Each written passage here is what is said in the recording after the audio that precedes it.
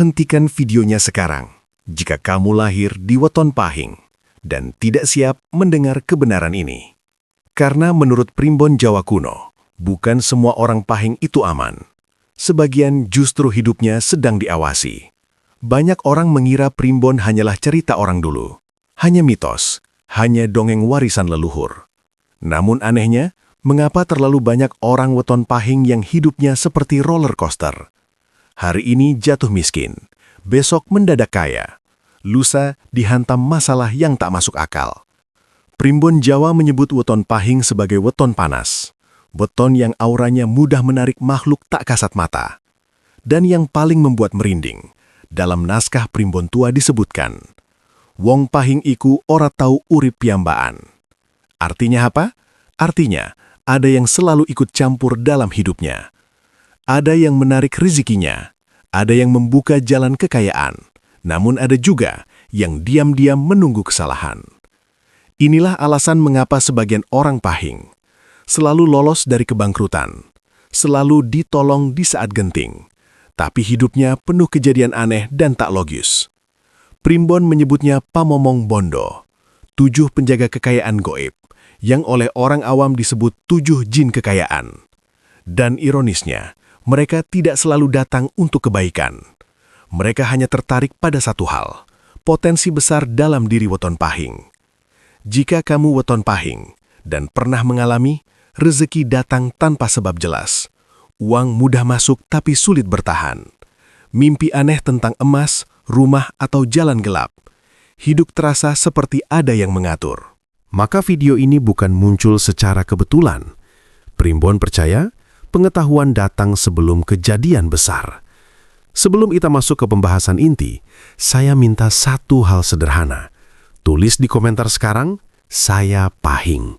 Atau saya bukan pahing, tapi penasaran. Bukan untuk ritual, bukan untuk hal gaib, tapi sebagai penanda niat dan kesadaran. Karena setelah ini, kita akan membahas nomor 2 yang menurut primbon, ora kabeh wong kuat ngrungoake. Tidak semua orang kuat mendengarnya. Dan jika kamu tipe orang yang mudah takut, mudah merinding, atau sedang diuji hidupnya, jangan skip video ini. Karena pengetahuan yang dilewati sering berubah menjadi penyesalan. Weton pahing, aura panas yang menarik kekuatan gaib. Dalam primbon Jawa kuno, weton pahing tidak pernah disebut sebagai weton biasa. Ia dikategorikan sebagai weton panas, keras, dan berenergi tinggi. Bukan panas dalam arti emosi semata, tetapi panas dalam getaran hidupnya. Orang yang lahir di weton pahing diyakini memiliki aura menyala, aura yang mudah terbaca oleh alam dan mudah menarik perhatian makhluk tak kasat mata. Primbon menuliskan satu kalimat yang sangat tegas. Pahing iku genising ora katon, artinya api yang tidak terlihat. Api ini bisa menjadi penerang jalan rezeki, namun juga bisa menjadi pemicu cobaan besar. Itulah sebabnya, hidup orang pahing hampir selalu ekstrim, jarang stabil, jarang datar, selalu bergerak antara naik dan jatuh. Banyak orang pahing mengalami hidup sulit di masa muda, dihina, diremehkan, bahkan dijatuhkan. Namun tiba-tiba bangkit dengan cara yang tidak masuk akal. Primbon percaya, aura panas pahing adalah undangan bagi energi besar, baik maupun buruk, untuk mendekat. Disinilah awal mula kepercayaan tentang pamomong bondo, penjaga harta gaib yang tertarik pada potensi besar dalam diri pahing. Namun perlu dipahami satu hal penting, bukan semua orang pahing langsung kaya. Primbon menegaskan, bondo ora teko yen sing duweni durung kuat. Artinya, sebelum rezeki besar datang, orang pahing harus diuji mentalnya terlebih dahulu. Diuji dengan kemiskinan, diuji dengan kesabaran, diuji dengan rasa putus asa. Banyak orang pahing hampir menyerah di titik ini, namun justru di saat itulah energi besar mulai mendekat. Inilah yang sering disebut orang awam sebagai keberuntungan aneh. Padahal menurut primbon, itu adalah tanda bahwa aura panasnya mulai matang. Namun, primbon juga memberi peringatan keras. Yen geni ora dikendaleni, omah bakal kobong. Maknanya jelas, Jika orang Pahing tidak mampu mengendalikan keserakahan, emosi, kesombongan, dan ucapan, maka aura panas ini akan berbalik menjadi sumber kehancuran. Itulah sebabnya, weton Pahing sering disebut calon orang besar atau korban dari kekuatannya sendiri. Di poin pertama ini, Primbon ingin menegaskan satu pesan penting. Hidup orang Pahing bukan kebetulan. Jika hidupmu terasa berat sejak awal, jika rezekimu datang dengan cara yang aneh, jika cobaanmu terasa tidak wajar dibanding orang lain, menurut Primbon, itu bukan karena kamu sial, melainkan karena kekuatan dalam dirimu sedang dibentuk. Dan setelah ini, kita akan masuk ke poin 2, bagian yang paling jarang dibahas dan menurut Primbon paling banyak ditutupi karena terlalu membuat merinding. 7 penjaga gaib Pahing. Inilah bagian yang dalam Primbon Jawa jarang dibacakan terang-terangan, karena dianggap terlalu membuka rahasia weton Pahing. Primbon kuno menyebut bahwa aura panas Pahing tidak dibiarkan liar begitu saja. Ia diawasi, ia dikelilingi, dan dalam kondisi tertentu, dijaga. Bukan oleh satu makhluk, melainkan oleh 7 penjaga gaib yang disebut Pamomong Bondo Pitu. Angka 7 dalam Primbon bukan angka sembarangan. Ia melambangkan lapisan takdir, tahapan hidup, dan harga yang harus dibayar. Yang membuat bulu kuduk berdiri adalah ini. Tidak semua dari 7 penjaga itu bersifat penolong. Primbon membaginya menjadi 3 lapisan. Lapisan pertama adalah penarik rejeki. Mereka bertugas membuka jalan, peluang usaha, pertemuan tak terduga, pertolongan di saat terjepit. Inilah sebabnya sebagian orang Pahing bisa selamat di saat orang lain benar-benar hancur. Lapisan kedua adalah penguji batin. Penjaga ini tidak membawa uang, melainkan cobaan, kehilangan, fitnah, pengkhianatan, jatuh di saat hampir berhasil. Tujuannya satu, mengukur kelayakan. Primbon menulis dengan kalimat dingin, bondo mung bakal mapan marang wong sing ora gumunggung, atau harta hanya menetap pada orang yang tidak sombong. Namun lapisan ketiga, inilah yang paling ditakuti. 2 penjaga terakhir disebut panagih, penagih harga. Mereka tidak muncul di awal. Mereka menunggu saat orang Pahing lupa diri, merasa paling hebat, meremehkan doa, menyakiti orang lain demi harta. Ketika itu terjadi, rejeki tidak diambil perlahan. Ia diputus mendadak. Usaha runtuh tanpa sebab jelas, kesehatan jatuh tiba-tiba, keluarga pecah tanpa alasan logis. Dan yang paling mengerikan, semuanya terjadi seolah kebetulan. Primbon menegaskan, panagih orang jupuk bondo, nanging jupuk ketentreman. Atau penagih tidak mengambil harta, tapi mengambil ketenangan.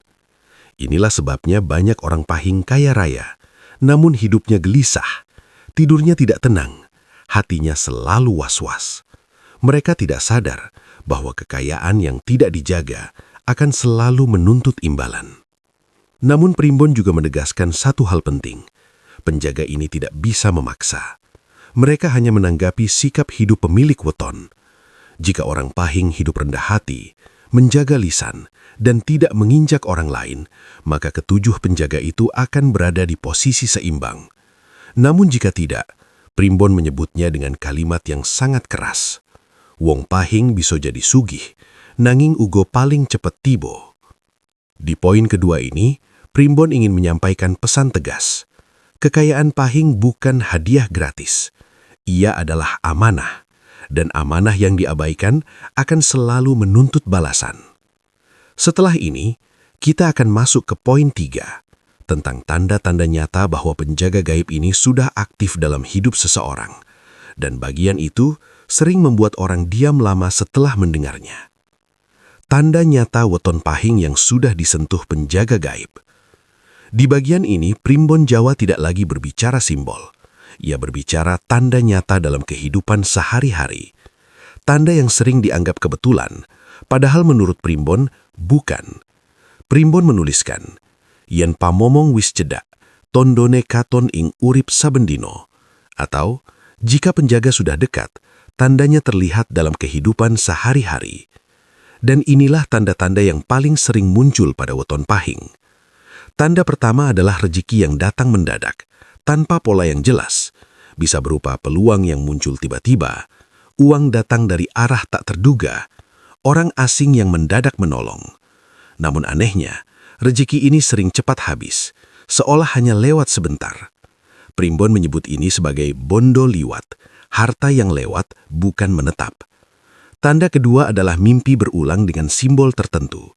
Orang pahing yang sudah disentuh itu sering bermimpi, berjalan sendirian di jalan gelap, memasuki rumah besar tak berhuni, melihat emas tapi tidak bisa mengambilnya, dikejar namun tidak tahu oleh siapa.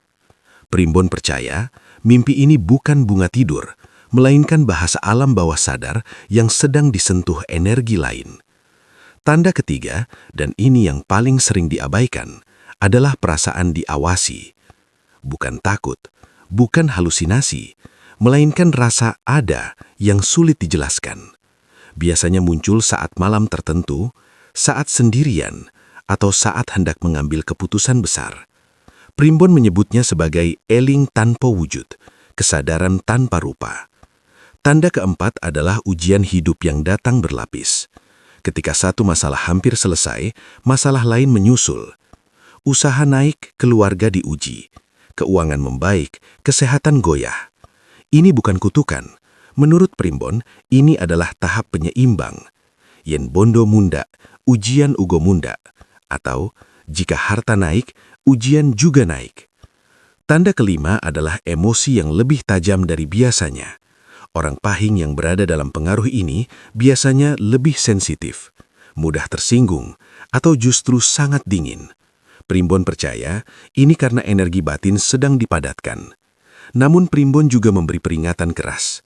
Jika tanda-tanda ini muncul dan seseorang pahing menjadi sombong, merasa paling benar, meremehkan orang lain, atau mengabaikan nasihat, maka fase berikutnya bukan lagi peringatan. Primbon menuliskan dengan kalimat yang sangat dingin, tondo sing ora diwoco, dadi beboyo, atau tanda yang tidak dibaca akan berubah menjadi bahaya. Sebaliknya, jika orang pahing menyikapi tanda ini dengan rendah hati, menjaga lisan, dan tidak menginjak orang lain, maka ketujuh penjaga itu akan berada di posisi seimbang. Namun jika tidak, Primbon menyebutnya dengan kalimat yang sangat keras. Wong pahing bisa dadi sugih, nanging ugo paling cepet tibo. Di poin ketiga ini, Primbon ingin menyampaikan pesan tegas. Penjaga gaib tidak muncul dengan suara atau wujud. Mereka muncul lewat kejadian, lewat pola hidup, lewat rasa dalam batin. Dan jika kamu weton pahing merasa banyak bagian di poin ini seperti sedang menceritakan hidupmu sendiri, maka menurut Primbon, kamu sedang berada di fase penting. Setelah ini, kita akan masuk ke poin 4, tentang kesalahan fatal weton pahing yang sering dilakukan tanpa sadar, dan menjadi penyebab utama mengapa rezeki besar menjadi bencana. Kesalahan fatal weton pahing, saat perlindungan berubah jadi bencana. Di poin inilah Primbon Jawa berbicara paling tegas, tidak simbolis, tidak berputar-putar, melainkan peringatan langsung. Primbon Jawa menuliskan satu kalimat yang sering diabaikan orang pahing. Ora kabeh wong sing dijogo bakal selamat. Artinya jelas, perlindungan bisa dicabut, dan pencabutannya sering terjadi karena kesalahan kecil yang terus diulang. Kesalahan pertama yang paling fatal adalah gumunggung, merasa paling hebat. Saat rezeki mulai datang, saat usaha mulai naik, saat orang lain mulai kagum, orang pahing sering lupa satu hal. Ia tidak berdiri sendirian. Primbon menegaskan, banda sing digedeake ego bakal njaluk tumbal. Harta yang dibesarkan oleh ego akan meminta tumbal. Kesalahan kedua adalah lisan yang tidak dijaga. Ucapan kasar, sumpah serapah, meremehkan orang lain. Dalam Primbon, lisan adalah pintu paling cepat rusak. Banyak orang pahing tidak sadar bahwa satu ucapan sombong bisa menutup pintu rezeki yang sudah terbuka lebar. Kesalahan ketiga adalah melupakan asal-usul, tidak menghormati orang tua, menyakiti keluarga, menganggap nasihat sebagai gangguan. Primbon menyebut ini sebagai putus pamomong, terputus dari penjaga. Wong sing lali asale, ora bakal eling dalane. Orang yang lupa asalnya tidak akan ingat jalannya. Kesalahan keempat adalah mengejar harta dengan cara menekan orang lain, menghalalkan cara, mengambil hak orang kecil, merasa yang penting saya untung. Primbon sangat keras soal ini, karena di titik inilah penjaga berubah fungsi, dari pelindung menjadi penagih. Bukan uang yang diambil terlebih dahulu, melainkan ketenangan, kesehatan, keharmonisan keluarga. Banyak orang Pahing mengira hidupnya sedang sial, padahal menurut Primbon, ia sedang membayar. Kesalahan kelima adalah mengabaikan peringatan halus. Mimpi aneh dianggap bunga tidur. Masalah kecil dianggap sepele. Perasaan gelisah ditekan. Primbon menulis dengan kalimat dingin. Tanda sing diremehake bakal bali kaping pitu. Tanda yang diremehkan akan kembali 7 kali lipat. Inilah sebabnya kejatuhan orang Pahing sering terasa mendadak dan brutal. Hari ini masih tertawa, besok kehilangan segalanya. Dan ironisnya, semua tampak seperti kebetulan. Di poin keempat ini, Primbon ingin menegaskan satu hal penting. Weton Pahing tidak boleh ceroboh dalam hidup. Bukan karena ia lemah, tetapi karena potensinya terlalu besar. Api besar jika dijaga akan menghangatkan. Namun jika dilepas, ia akan membakar rumahnya sendiri. Dan setelah ini kita akan masuk ke poin 5, bagian penutup yang paling ditunggu. Cara menetralkan, mengunci rezeki, dan hidup selamat sebagai weton Pahing. Bagian ini tidak mistis berlebihan, namun justru paling menentukan apakah hidup orang Pahing akan berakhir sebagai kisah keberhasilan atau penyesalan. Cara menetralkan, mengunci rezeki, dan hidup selamat sebagai weton Pahing. Setelah membahas aura, penjaga, tanda, dan kesalahan fatal, Primbon Jawa menutup pembahasan weton Pahing dengan satu pesan utama. Banda paling awet iku banda sing ora rame. Harta paling awet adalah harta yang tidak diramaikan. Artinya kekayaan weton Pahing tidak boleh gaduh, tidak boleh dipamerkan, tidak boleh diumbar, tidak boleh dijadikan alat menekan orang lain. Primbon mengajarkan bahwa cara utama menetralkan energi panas Pahing bukan dengan ritual aneh, bukan dengan sesajen berlebihan, melainkan dengan sikap hidup yang benar. Langkah pertama adalah menundukkan ego. Orang Pahing harus sadar satu hal penting. Rezeki besar bukan tanda paling hebat, melainkan tanda amanah besar. Saat rezeki datang, yang diperbesar bukan gaya hidup, melainkan rasa cukup. Primbon menulis, wong sing warek ora gampang digoyang. Orang yang merasa cukup tidak mudah diguncangkan. Langkah kedua adalah sedekah dalam diam. Bukan untuk dipuji, bukan untuk dilihat, tapi untuk menyeimbangkan energi banda. Dalam Primbon, sedekah diam disebut nyawer pamomong, memberi jalan agar penjaga tetap tenang. Banyak orang Pahing tidak sadar bahwa satu sedekah yang ikhlas bisa menutup pintu musibah besar. Langkah ketiga adalah menjaga lisan dan niat. Ucapan adalah getaran, niat adalah arah. Orang Pahing yang lisannya lembut dan niatnya lurus akan membuat energi panasnya berubah menjadi karisma alami. Inilah sebabnya sebagian orang Pahing tidak perlu banyak bicara, namun kehadirannya disegani. Langkah keempat adalah menghormati orang tua dan asal-usul. Primbon menegaskan, restu orang tua adalah pelindung tertinggi. Pamomong sejati ana ing pangestu. Penjaga sejati ada pada restu. Tanpa restu, kekayaan sebesar apapun akan selalu terasa kurang dan gelisah. Langkah kelima adalah tidak melawan takdir dengan serakah. Orang Pahing sering tergoda mempercepat hasil. Padahal Primbon mengingatkan, sing kesusu asring kesandung. Yang tergesa-gesa sering tersandung. Rezeki Pahing datang saat waktunya matang, bukan saat dipaksa. Jika kelima langkah ini dijaga, Primbon menyebut orang Pahing akan masuk fase banda mapan, harta menetap. Tidak meledak-ledak, tidak dramatis, namun tenang dan berumur panjang. Dan di titik ini, ketujuh penjaga tidak lagi menguji, melainkan menjaga jarak dengan hormat. Di poin kelima ini, Primbon Jawa ingin menutup dengan satu kalimat yang dalam. Wong Pahing sing selamat iku dudu sing paling sugih, nanging sing paling tentram. Orang Pahing yang selamat bukan yang paling kaya, melainkan yang paling tenang. Jika kamu weton pahing dan mendengar sampai titik ini, maka menurut Primbon, kamu sedang diajak eling sebelum keliru, waspada sebelum jatuh, dan bijak sebelum besar.